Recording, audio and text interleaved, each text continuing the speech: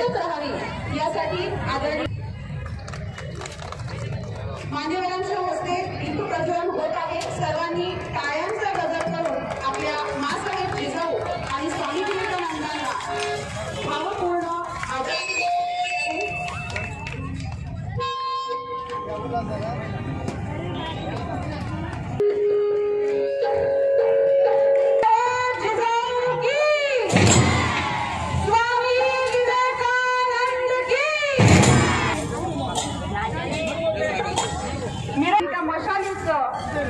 पेटून प्रज्वलित झालेलं हे मोठं महान असं स्वरूप सर्वांना विनंती आहे टाळ्यांच्या गजरामध्ये मासाहेब जिजाऊंची विचारांची पेटती ही मशाल आपल्या मनात देखील प्रज्वलित करायची आहे।